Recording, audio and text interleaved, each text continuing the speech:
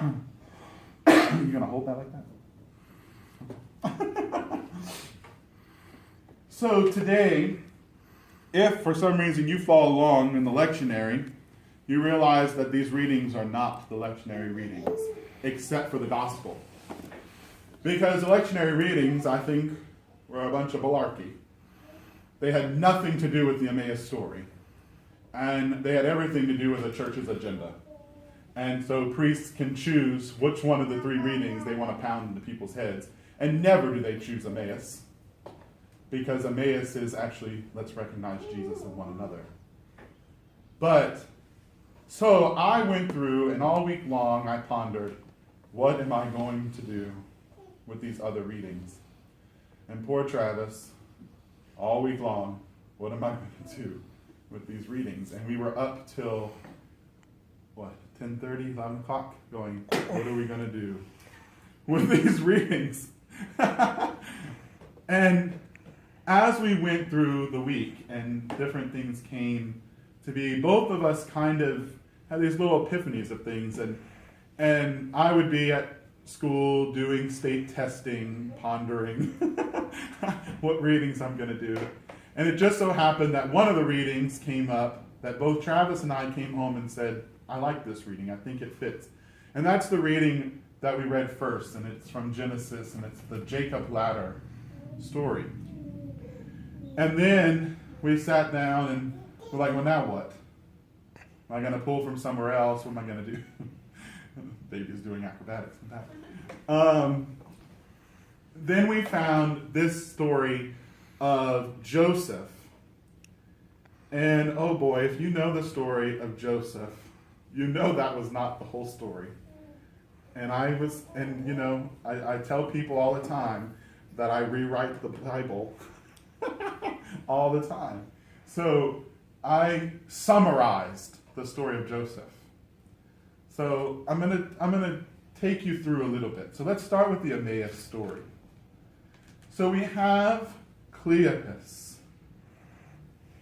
It says there was another disciple there that was unnamed. Cleopas went everywhere with his wife, Mary. It even says it earlier that Mary, the wife of Cleopas, was at the foot of the cross.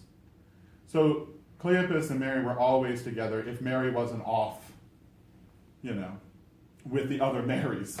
Because evidently that was the popular name of the day, was Mary.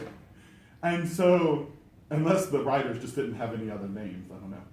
But, so we have Mary and Cleopas is walking to Emmaus. It does not tell us why they're going to Emmaus, why they decided, I think I'm going to take a 7-mile walk. I don't know. But Jesus appears to them, and I assume that he appears to them because Cleopas is one of the original 12 main disciples, because there were more. But I kind of see it as there were 12 kind of main figureheads that had their little posses too, And so Cleopas was probably one of those guys that wasn't in the room when he appeared last time. Although if you read the other Gospels, it says everybody was there except for Thomas. But then all of a sudden Cleopas doesn't recognize Jesus. So, once again, the Bible's flawed because it's got missing stuff and people are everywhere. And so we have Cleopas and Mary walking, and this man appears. Now, if I'm out in the middle of a 7-mile walk and some random man shows up you would know that he was walking behind you, that he was in front of you or something. He just all of a sudden appears.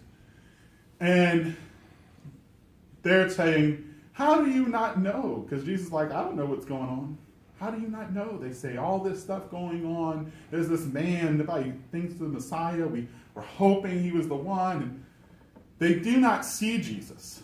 They do not really recognize him. And primarily because they're on the 7-mile walk to Emmaus. Okay? I'm not really thinking about much. I don't know how far along in the journey they were, but evidently they were far enough along. I'm not really thinking very much about anything that's going on if I'm on a hike for 7 miles. So I think they were just so kind of self-absorbed and all the stuff going on that they really couldn't recognize him just because all the mess happening. There's a lot going on. But then, Cleopas and his wife gets to where they're going. And it looks like Jesus is going to keep going. And they said, no, you need to just stay with us, hang out, and eat with us. And it's when Jesus breaks the bread at the table and starts passing out bread, like it was customary to do at the time, that they realize, oh my, it's Jesus right here before us. No wonder why this man knew so much about the scriptures. But it says in there that they admit that while they were walking, their hearts were burning inside. They knew there was something about this man that they were walking with that just made their heart, their soul just burn or yearn or come alive. But they just couldn't quite put their finger on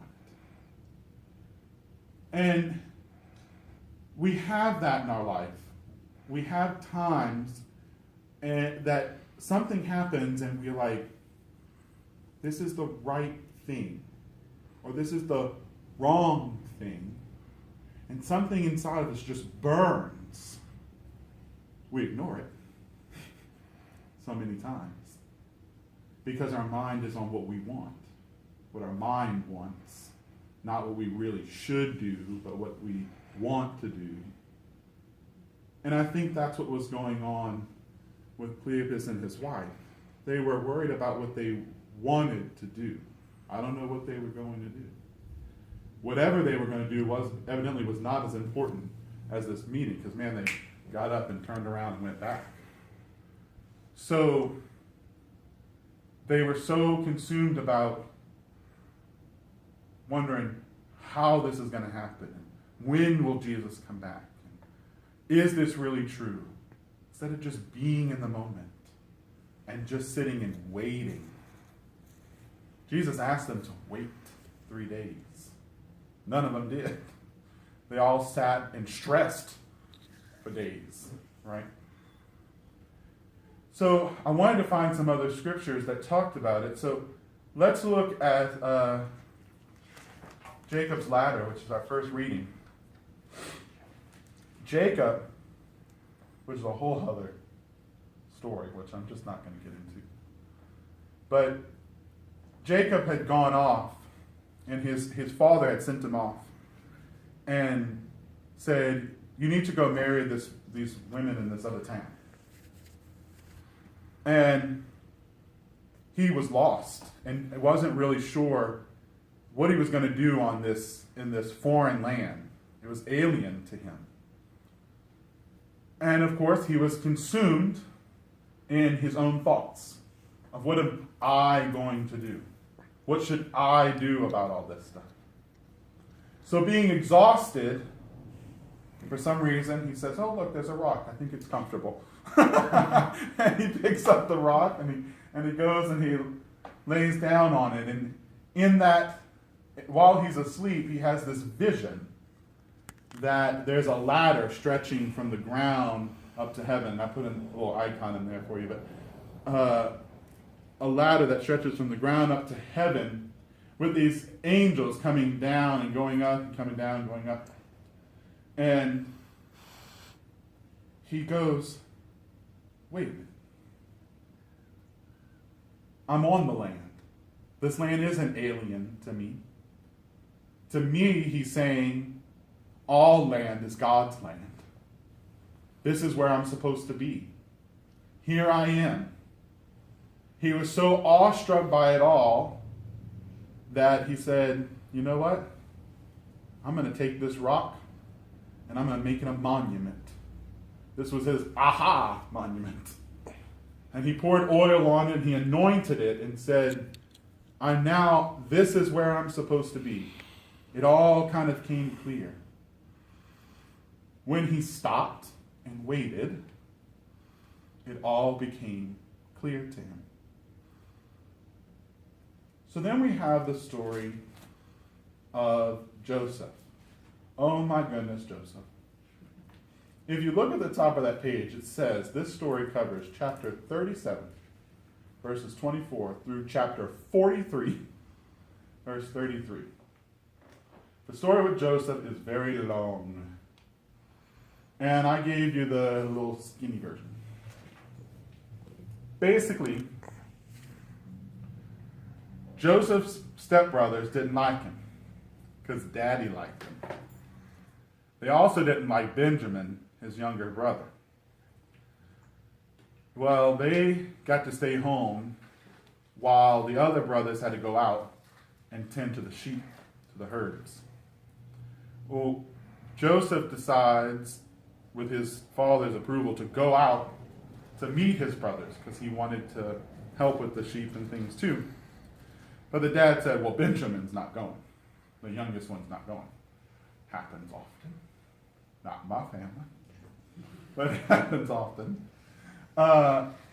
And so he's out, and the brothers are like, yeah, not happening. And throws him in a pit.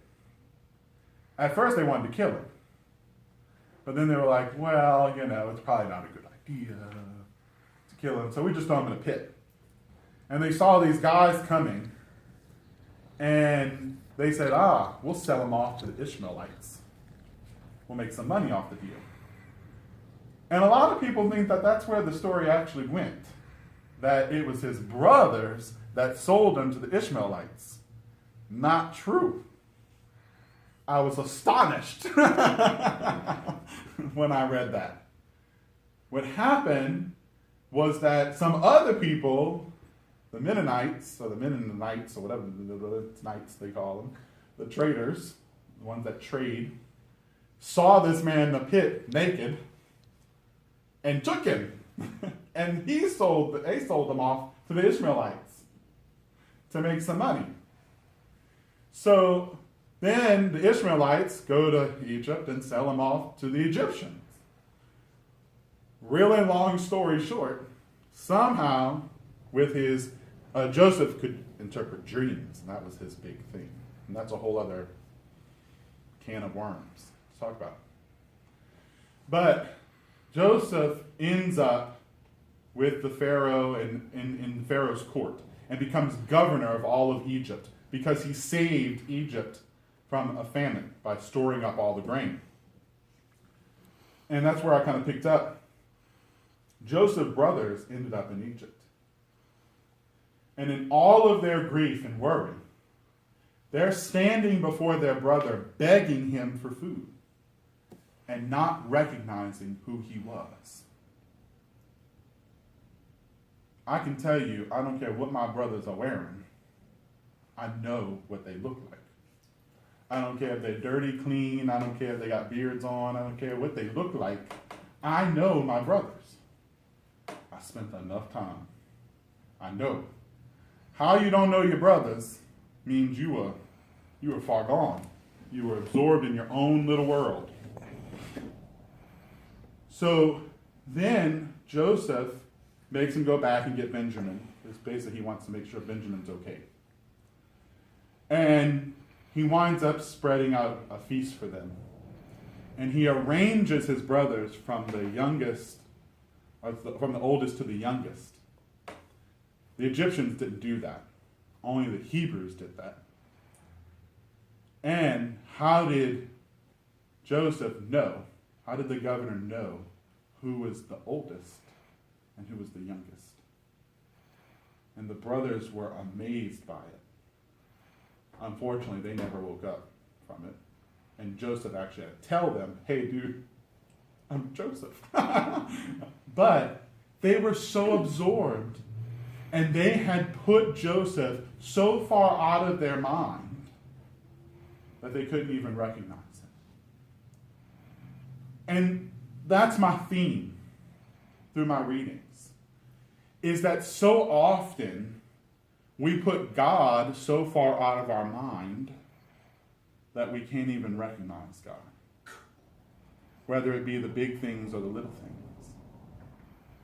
We get so absorbed in work and in play and in family and in life in general that we lose track of people, we lose track of God, and we lose track of ourselves. We even shut off as we get older. I'm starting to believe, though, that once you get to a certain age, this kind of picks up again, but we lose our innocence. And little children, you know, they kind of know who the good kids are and who the bad kids are when they're real little without being able to even speak to one another. If you really watch a lot of kids play together, because they still are listening with that mind's eye. They're still watching, using that God-given middle eye, if you want to call it, third eye, your mind's eye, your intuition. I even see it amongst people with autism. We went to a picnic yesterday, and there was a little autistic boy who I did not know was autistic. And he was immediately drawn to Travis. And at one point, this boy that we've never met, we were all cutting up and all the adults were kind of doing our thing. This little boy goes and sits on Travis's lap, curls up, and tries to sleep. I did not know at the time that he was autistic. But afterwards, the mother said, he's autistic, so I hope that was okay that, I'm like, well, Travis is autistic too. He connected with Travis. He sought out somebody that was like him when he needed some comfort, and he went and sat with him. We lose that because we get so busy with all the crap. We don't have time, we say. I don't have time for that. Because our minds are so filled with the earthly things. And I believe as we get older and as we settle down and people can, when you can afford to retire, not everybody can. And you start to, I'm not going to say slow down your life because most people that are retired I think are busier than I am. But you're not required to think as hard. You get to choose what you want to do, if you can do those things. Not everybody can. And I've seen it with my older grandparents and with Travis's grandparents, how they're starting to pick up that third eye again. And they come to know God again in a very innocent kind of way. And I often see people who are literally about to die, all of a sudden know things and know people that they haven't known in forever. People that have been suffering with Alzheimer's for years suddenly know everybody the day before they're about to die. They've awoken into that third eye, that godly state that we possess within us. So we need to kind of be more aware of that and take time out of our lives to sit and reconnect with the divine being within us. Don't forget that inside of each one of us is God. God is not some being in heaven somewhere. God is the energy that flows through all of creation. God is inside of us all. He is the core of the atom that sparks off the energy. So stop looking all around and saying, I don't know where God is. Just sit still for a moment and realize God's here, wherever in your body you think God is. And I know people play with that. They know where their soul is. I've heard some of us talk about that. I don't know where my soul is yet, but I know it's there. So spend some time. I'm looking forward to summer. I don't have to go to school every day. To spend that time re-energizing. So spend time re-energizing that, reconnecting with your God being. Everybody in the gospel, all after Jesus' death, were so worried about where did he go. He never left. He was always there. Always right there with them. Couldn't see him. You saw him die. But he didn't really. He was right there with them. So take time, recognize that God is in you, that your God being is always with you.